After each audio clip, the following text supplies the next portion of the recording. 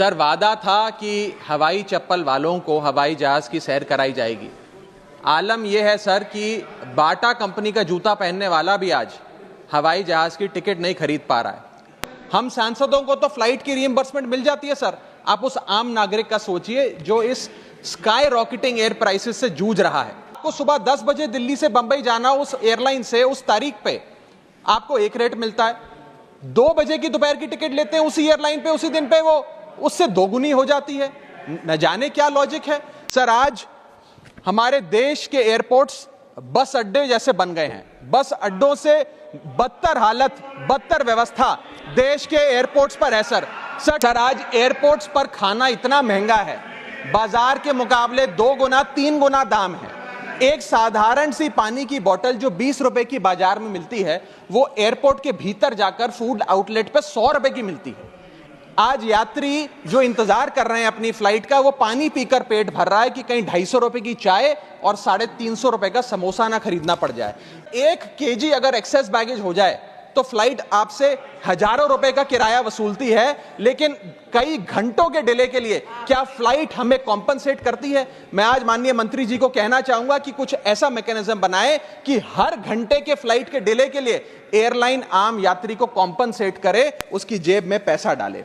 मैं इस देश के आम हवाई यात्री का दर्द आप सबके सामने रखना चाहूंगा।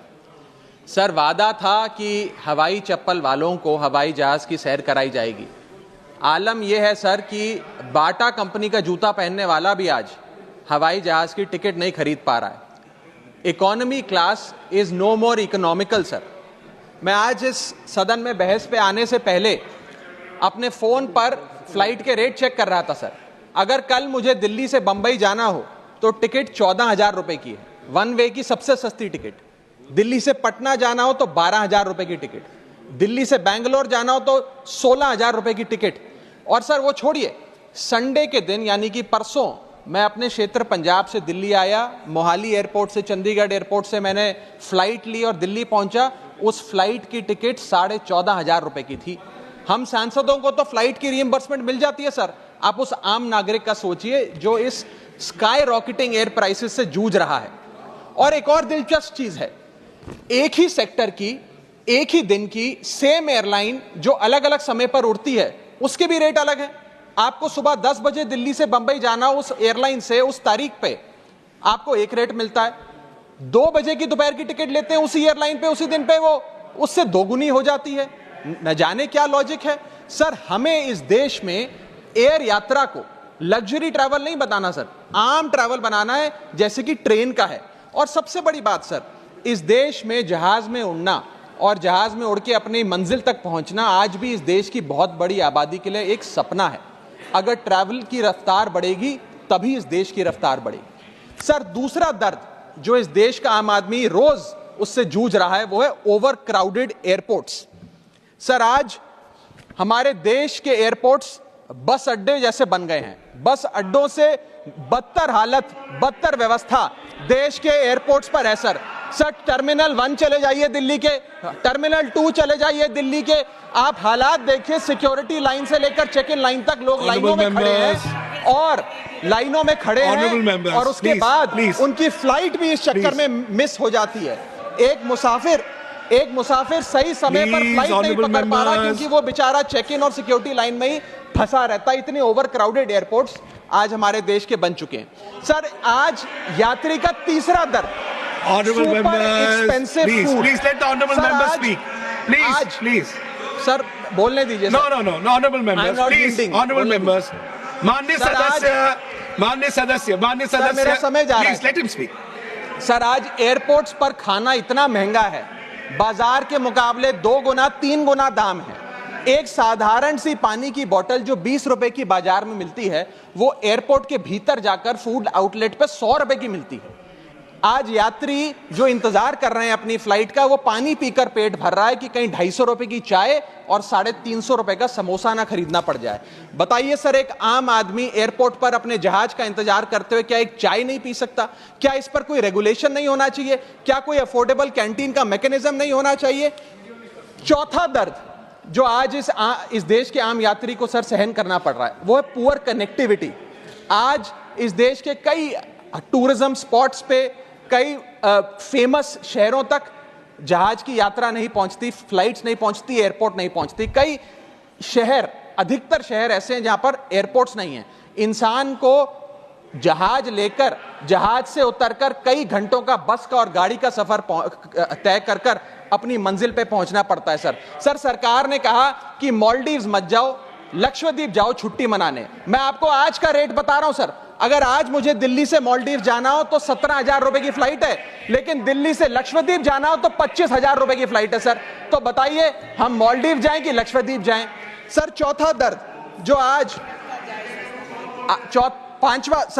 पांचवा दर्द जो आज एक आम यात्री को महसूस करना पड़ रहा है, वो है sir flight cancellation and delays. Sir एक आम नागरिक अपनी मंजिल पे, अपनी डेस्टिनेशन पे पहुंचने के लिए, जल्द पहुंचने के लिए कभी कभार ट्रेन यात्रा या बस या गाड़ी की यात्रा नहीं करता, वो महंगी टिकट खरीदता है। महंगी टिकट खरीद के अपनी मंजिल पे समय पे पहुंचना चाहता है। और कुछ ऐसे भी लोग हैं जो आर्थिक तौर पे सक्षम नहीं हैं, लेकिन आपातकालीन परिस्थितियों में, इमरजेंसी सिचुएशन में वो भी महंगी जहाज की टिकट खरीदकर जहाज की यात्रा करना चाहते हैं, अपनी मंजिल पे पहुंचना चाहते हैं। लेकिन क्या वो अपनी मंजिल पे समय पर पहुंच जा रहे हैं?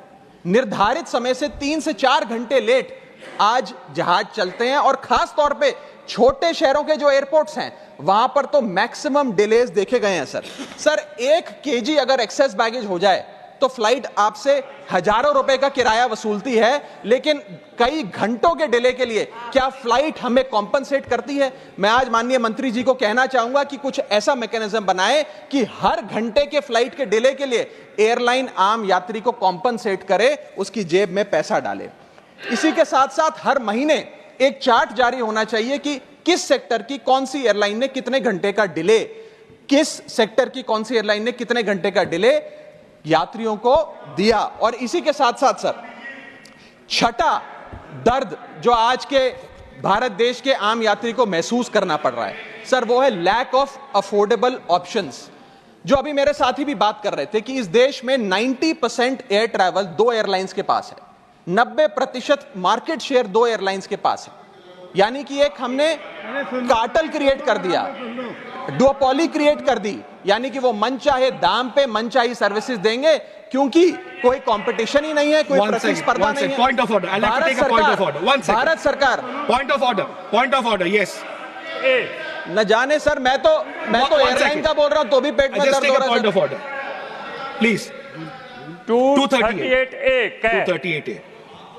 कोई सदस्य किसी अन्य सदस्य या लोकसभा के किसी सदस्य के विरुद्ध मानहानि कारक या अपराध में फंसाने वाले स्वरूप का कोई आरोप नहीं लगाएगा, जब तक कि आरोप लगाने वाले सदस्य ने सभापति को संबंधित मंत्री को भी इसकी पूर्व सूचना न दी हो, ताकि मंत्री उत्तर दिए जाने के प्रयोजन के लिए इस विषय की जांच कर सके। Honorable member, there is no defamatory here.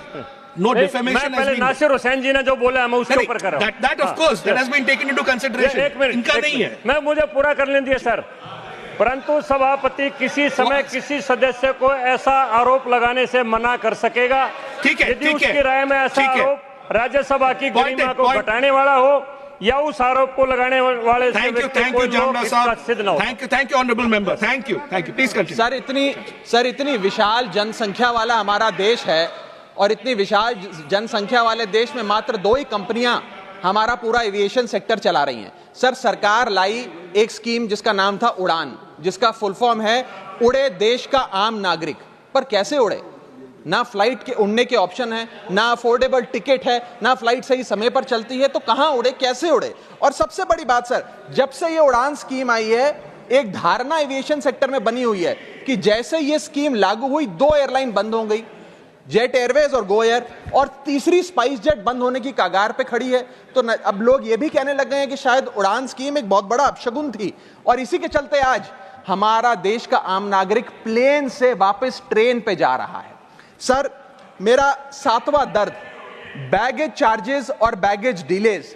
Sir अगर आपका 1 केजी बैगेज ओवरवेट हो जाए तो हजारों रुपए एयरलाइन आपसे एक्सेस बैगेज के चार्जेस वसूल लेती है। यहां तक कि कुछ लोग अब अपना सामान एयरपोर्ट पर फेंक के चले जाते हैं, बिकॉज उनके सामान में पड़ी वस्तुएं इतनी महंगी नहीं है जितना बैगेज चार्जेस एयरलाइन ले लेती हैं। और बैगेज के डिलेज देखिए सर, लंबा आपको इंतजार बैगेज बेल्ट पे करना पड़ता है कि कब हमारा बैग आएगा।